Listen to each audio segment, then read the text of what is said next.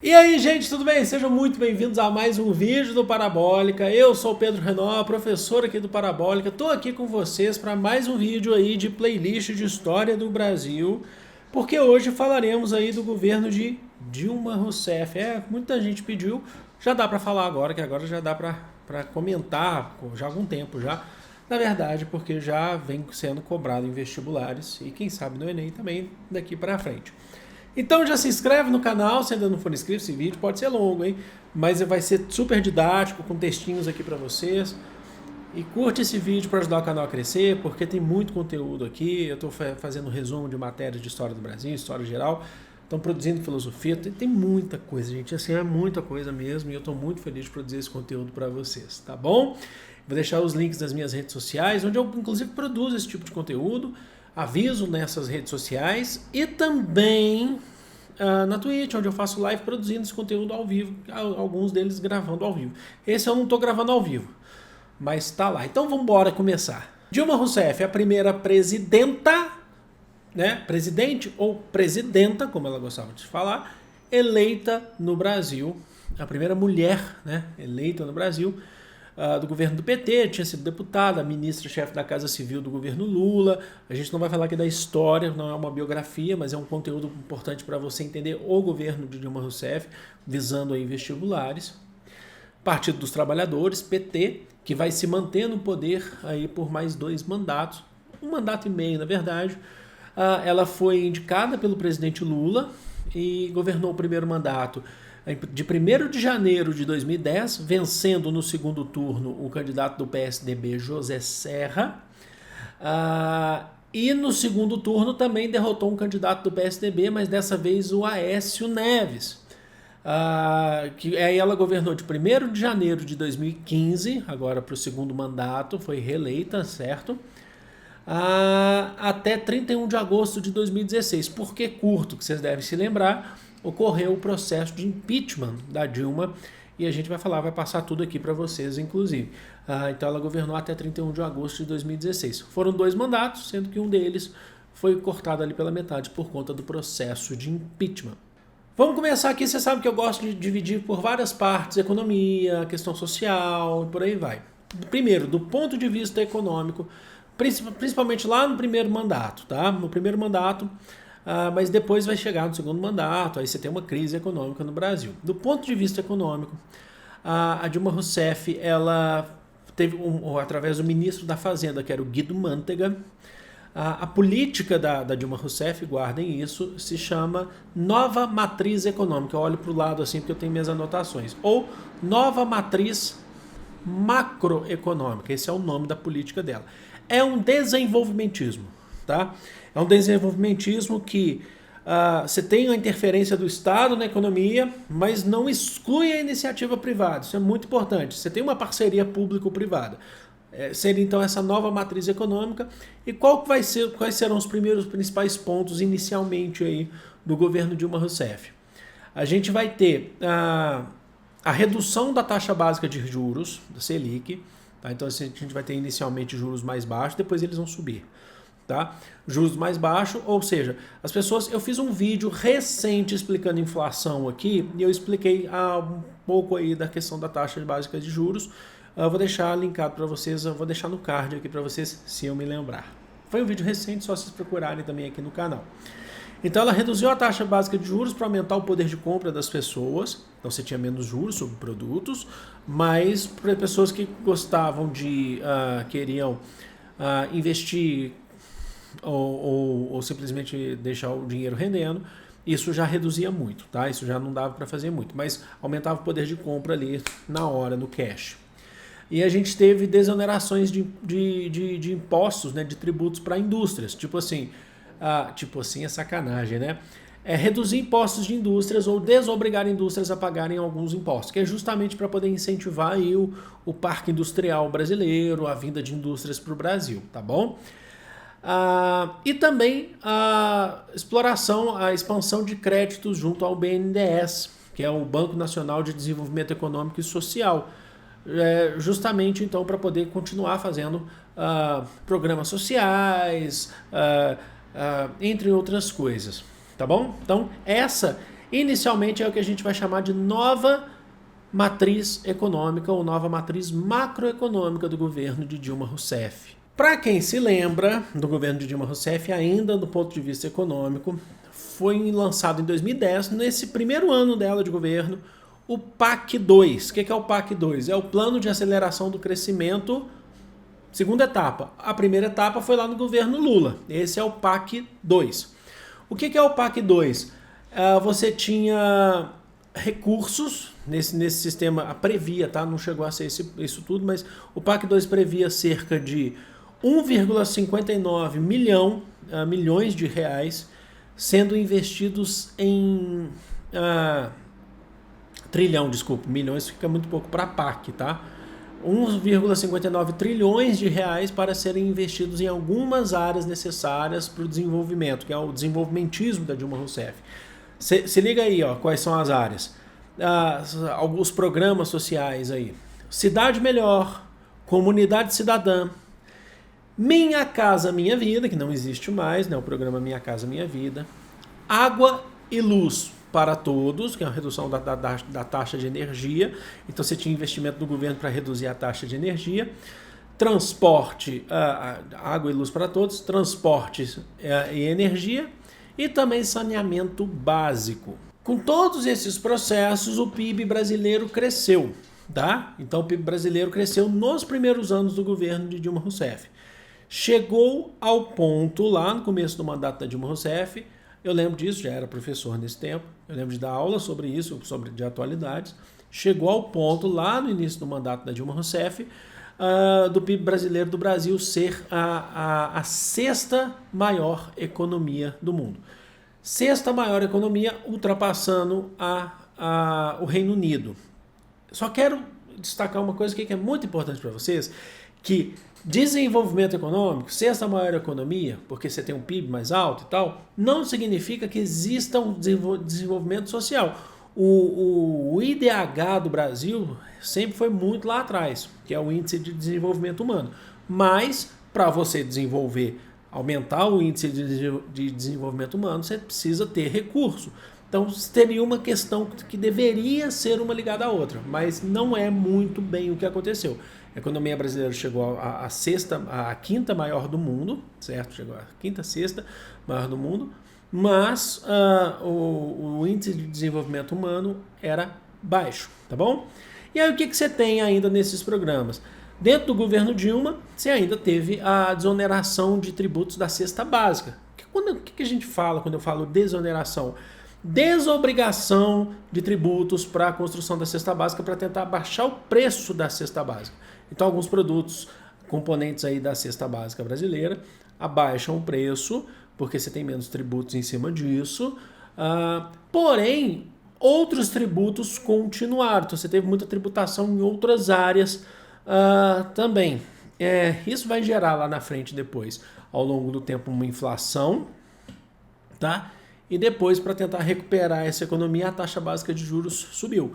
O governo subiu a taxa de juros para justamente tentar dar uma recuperada, uma equilibrada na economia. Do ponto de vista social, vamos falar agora um pouquinho do ponto de vista social, que está ligado a esse ponto de vista econômico. Você tinha o programa Bolsa Família, e aí é muito importante falar, o Bolsa Família foi criado durante o governo Lula, então a gente tem uma continuidade do Bolsa Família no governo Dilma, tá? Vai ter gente que vai falar assim, o Bolsa Família foi criado lá no governo Fernando Henrique Cardoso. Você tinha um outro programa lá que não atendia de maneira geral como foi o Bolsa Família. Ele nasceu ali mesmo, mas não é o mesmo programa, ele nasceu ali, isso que é importante. O governo Lula tem partes que dá uma extensão sim, do governo do FHC. Mas foca aqui no Bolsa Família.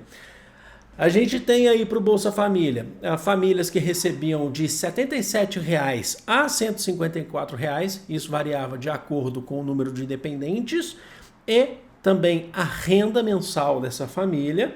E é uma questão que fala assim, na época teve muita gente falando assim, a pessoa não quer mais trabalhar porque basta receber o Bolsa Família.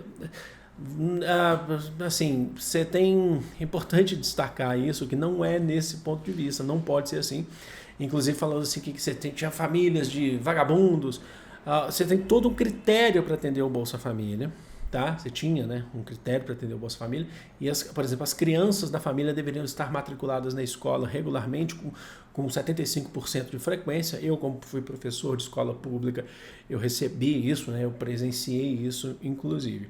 E basta lembrar também, mas falou assim, é muito pouco, realmente é muito pouco, tá? Isso aí não tem como falar. O salário mínimo, porém, o salário mínimo era menor. O salário mínimo na época era de R$622, tá bom? Hoje está mais de 1.000, né? O salário mínimo era R$622 na época. Em 2011, falando ainda dessa questão social, mas voltada para a educação, foi lançado o Pronatec, que é o Programa Nacional de Acesso ao Ensino Técnico e Emprego, dando uma ampliada nos institutos federais no Brasil, que prestam serviço e oferecem cursos técnicos, principalmente ali no ensino médio.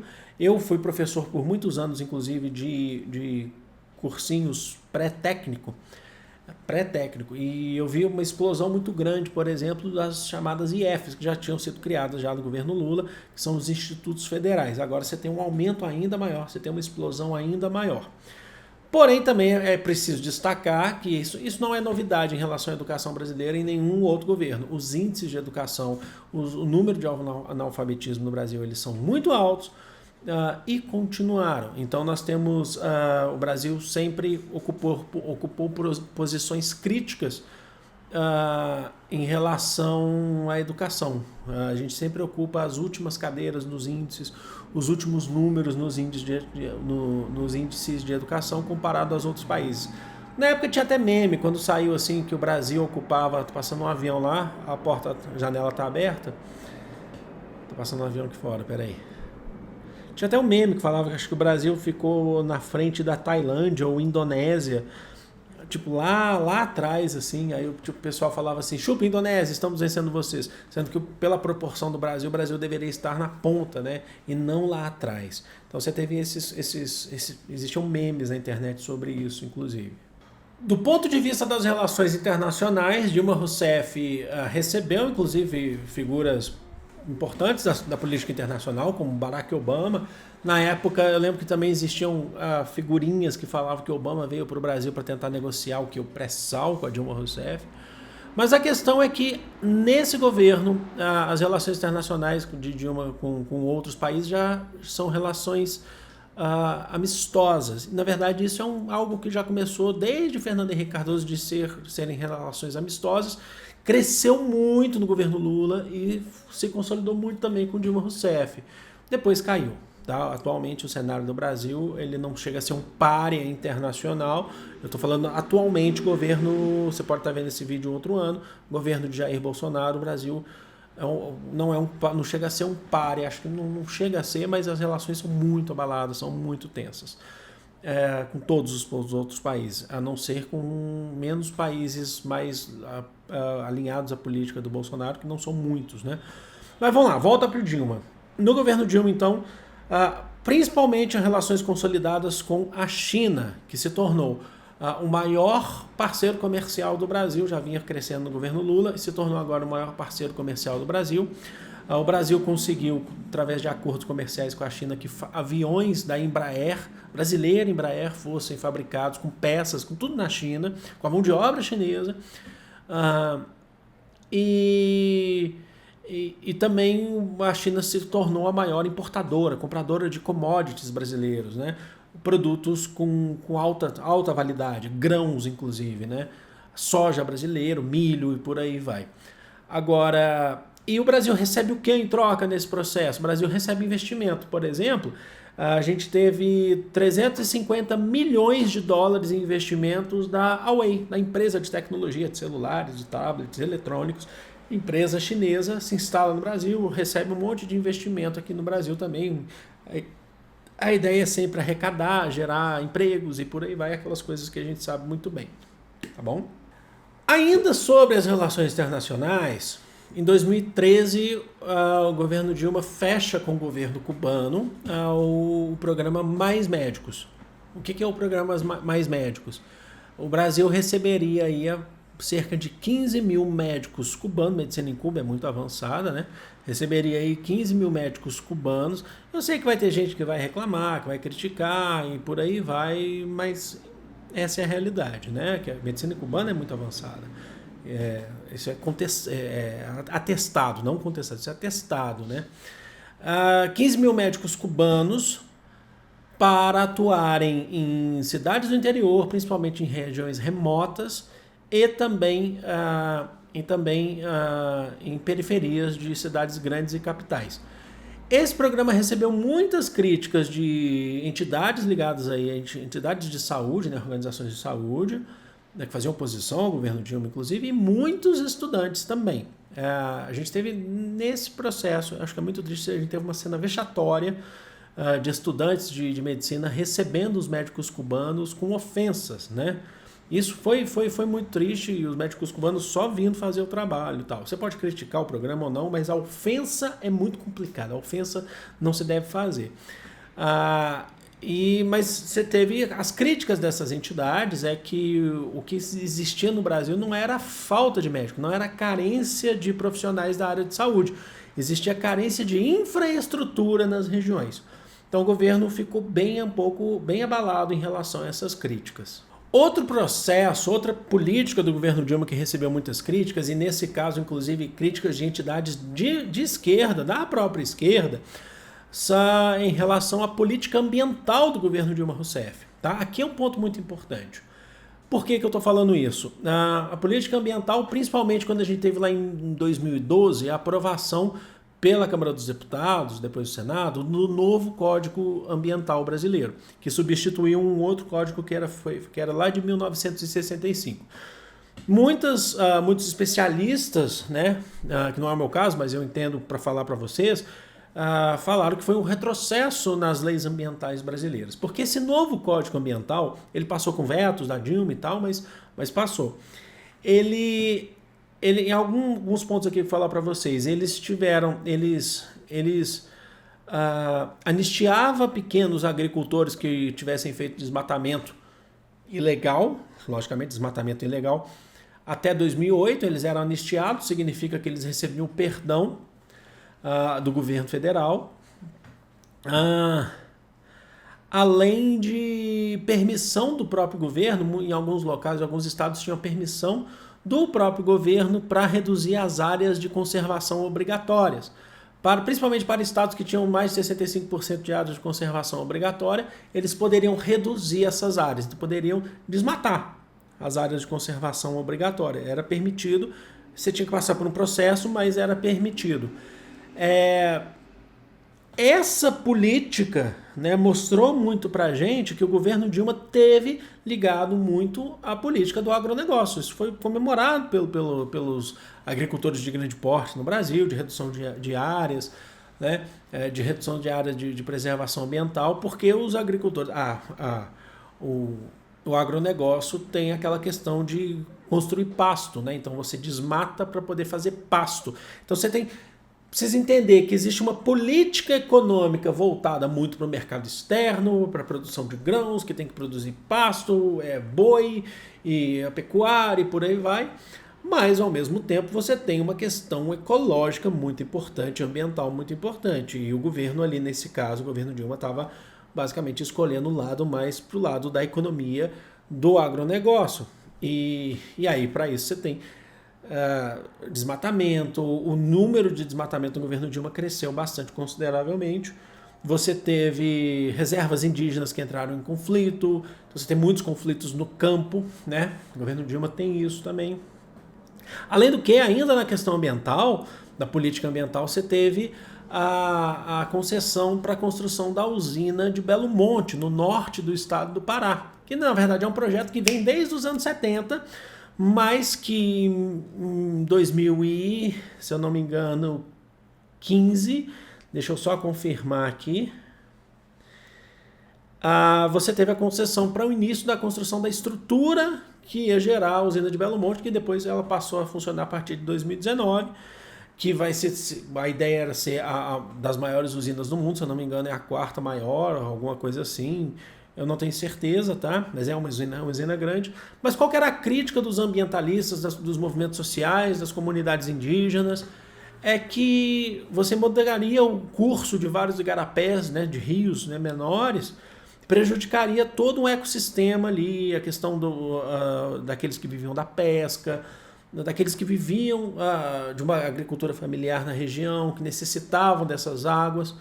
E aí você tinha a possibilidade, né, a crítica que se faziam era que a construção de Belo Monte, dessa estrutura da usina de Belo Monte, tiraria vidas dali, porque inundaria, desviaria cursos de igarapés, inundaria cidades pequenas, e muitas pessoas já começaram a viver isso. Então, comunidades indígenas que perderam, com risco de perderem terras. Então, você teve muitas críticas por conta da construção da usina de Belo Monte, que diziam ser um erro político-ambiental. Em 2014, quando a gente fala no final do primeiro mandato, já entrando no segundo mandato, estoura o grande escândalo aí da Lava Jato. Na verdade, é um escândalo referente a denúncias da Petrobras, ligadas à Petrobras.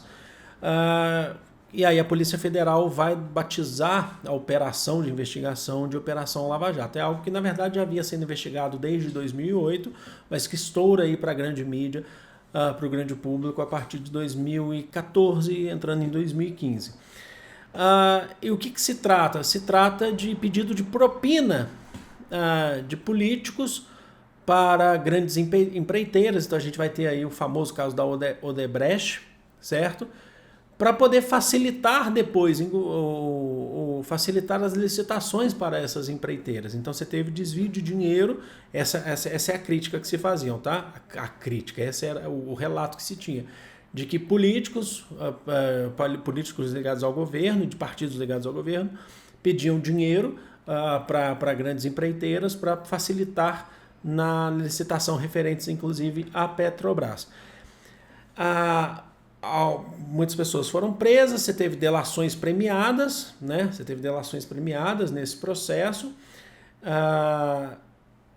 E o que acontece é que isso abalou, de fato, o governo. Nesse período você começou a ter movimentos de direita surgindo, movimentos que criticavam o governo, que chamavam o governo de corrupto e levantavam bandeira do Brasil, aquela coisa toda. Na verdade, esses movimentos eles já começam a surgir muito já no primeiro mandato, mas eles se acentuam agora em 2015, né? 2015, chegando até o impeachment, já começam a pedir muito o impeachment da Dilma, né? Isso abalou o governo e não teve nenhuma comprovação de corrupção por parte da presidente do Brasil. Isso é importante que se destaque.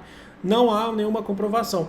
Existem deputados que foram pegos de fato, mas não há uma comprovação da presidenta Dilma Rousseff no processo aí, certo? Inclusive ela sempre alegou que apoiou, né, a Lava Jato para que se investigue, que se busque os corruptos dentro do Estado brasileiro. Mas estava abalada. O vice da Dilma era o Michel Temer, né, do MDB, Movimento Democrático Brasileiro. Em 2015, ainda em 2015, dezembro de 2015, o presidente da Câmara dos Deputados, o deputado Eduardo Cunha, na época ele era do MDB, hoje ele é do PTB, ele acolheu um dos 7 pedidos de impeachment contra a Dilma Rousseff, que foi redigido lá pela Janaína Pascoal, atualmente ela é política, né? Professor da USP, se eu não me engano, e do Hélio Bicudo, né? Do Direito. Se não me engano, o Hélio Bicudo já foi vice-governador de São Paulo, alguma coisa assim, não tenho certeza. Acusando que Dilma Rousseff havia dado pedaladas fiscais de cerca de 2,5 bilhões de reais para poder fazer investimento na sua política, em obras, mas essas pedaladas, esse dinheiro não foi aprovado pelo Congresso, por isso que se chamam pedaladas, pedalou, passou para frente. Aí, o que se dizia na época também como crítica a esse processo de impeachment é que essas pedaladas foram feitas por todos os presidentes do Brasil, inclusive é importante que se diga que o atual governo, gravando nessa época também, só para explicar, porque eu preciso contextualizar, ele também deu pedaladas fiscais, certo? Mas por que a Dilma caiu? A crítica que se fazia era que foi uma retaliação do Eduardo Cunha, que estava sendo muito investigado e estava passando por um processo de corrupção, entre outras questões. E políticos, deputados ligados ao governo, não apoiaram o Eduardo Cunha no Conselho de Ética da Câmara.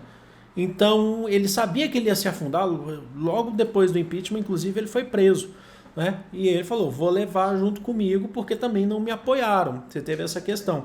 E aí, você teve esse processo do impeachment lá em final de 2015, na verdade, dezembro de 2015. Dia 17 de abril de 2016, olha só, a Câmara dos Deputados aprovou o impeachment, tá? Em abril de 2016, com 367 votos a favor, 137 contra, 7 abstenções e 2 ausências, tá?